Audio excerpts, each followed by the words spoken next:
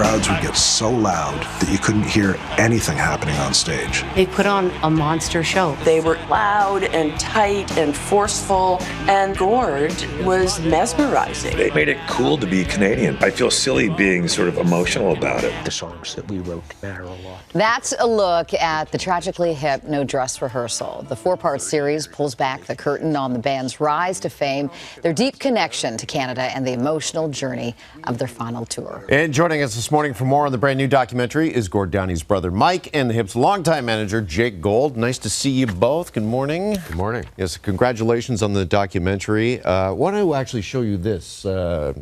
This happened yesterday. The band serenaded by fans with a special public performance of Hip songs, led by choir.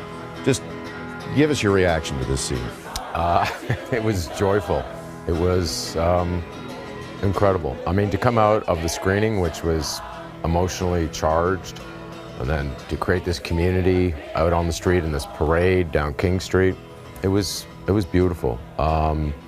And I think it was just the perfect way to sort of come down from this, 4.5-hour experience of immersing yourself back in the world with all its power and magic of the Tragically Hip. It was really special. Yeah, and it was in the film. There's near the end of the film, there's a scene where choir is joined by two members of the band leading the crowd in Grace 2, and we thought, let's reenact that. Let's have the people who watch it then go out in the theater and feel like, oh, I just experienced that. And for the people that came down to be a part of it, when they go watch the film, they'll be like, oh, now I see. It's like the film is still going. Yeah, that was the idea, and it's a testament to the band, but as much it's a testament to the fans that showed up. We put a call out, say, come join us and sing with choir, and they showed up.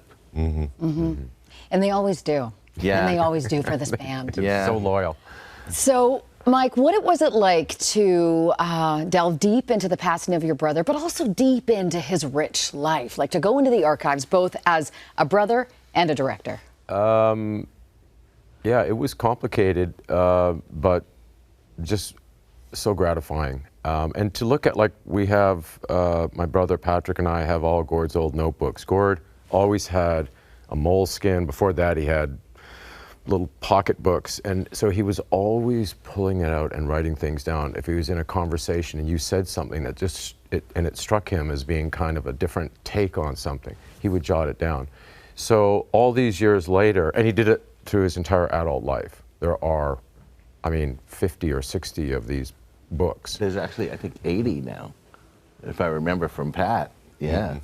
There's a ton, but to go through it as a brother is one thing, but then to have a professional eye for, like, what is going on here? Because there's shards of little moments. It's not a diary. So to have the opportunity to go through that, but with an eye towards, trying to tell a story from it was really amazing. And as we were wrapping up, I kind of started to really grieve the end of that process, because it was something that I was doing, if not daily, all the time. But again, if I was just doing it out of my own personal interest, that'd be one thing.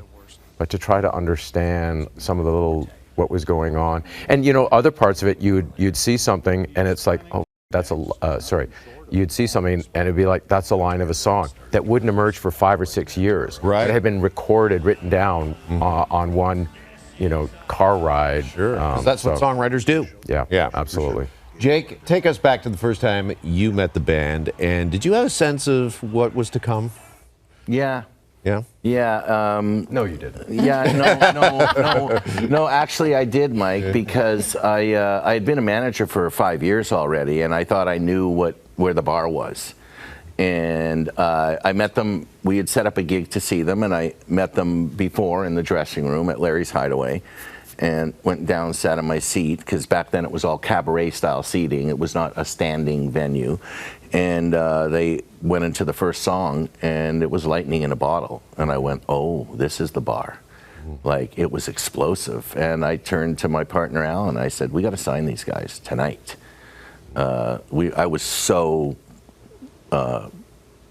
guaranteed that this was going to be something. And there was a lot of no's along the way. A lot of people would say no, and a lot of people would say, oh, I don't get it. And I said, I don't care. Like, I believed, and I just kept at it. And that's what's so neat about this, is seeing the journey that they went on. And yeah, not everyone gets it. And you're in the minority if you don't, because most of us do. A lot of us got it. A lot of us do. But it took convincing. None of the Canadian labels wanted to sign him. It was a guy out of New York, out of MCA in the US, that saw it and looked at me and said, why isn't this band signed? But Jake, every time somebody walked into a bar and saw this band on stage, they had the same visceral reaction, which is like, what is this? Right. What is going on here? Right. And that's another individual. Mike, you speak of reactions. I'm curious, what is the reaction you get from Canadians when they meet you, they find out your connection to Gord and, you know, obviously the band?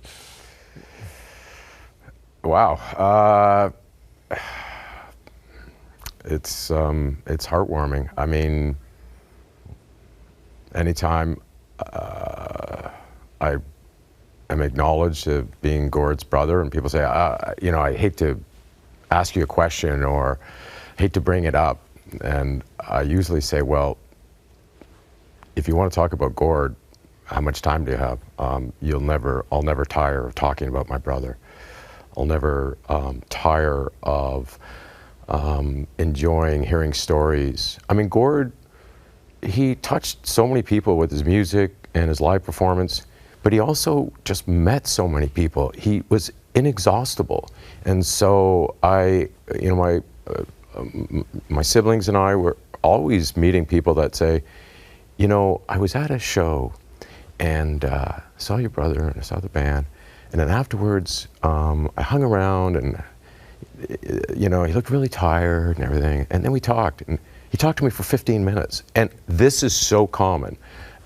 So yeah, anytime anybody brings up my brother to me, it warms my heart. I'm so proud of Gord. Our whole family is obviously so proud of Gord, and he changed my life. Like, he was chasing his dream, and as his older brother, I kind of recognized that he was creating a life that, you know, for a small town, you know, coming from a small town, you don't always feel like these things are within reach. And he showed me and countless other people that, no, things are closer than you think. You just have to really, got to chase it, and you have to be really, you know, single-minded as you go after it. But well, he changed a lot of lives. He did. Impacted a lot of lives, for sure. Yeah, well, yesterday on the carpet, someone said to me, you know, if you had one thing to say about Gord, what would you say? And I said, he cared. And, well said. You know, like, he really cared. And if you were in the room with him, you were the only person in the room talking, no matter if there was 50 people in the room. Well, you can watch it all. It's called The Tragically Hip, No Dress Rehearsal. It is out September 20th on Prime Video. Thanks for stopping by. Thanks for having us. Good to see you guys. Thank you.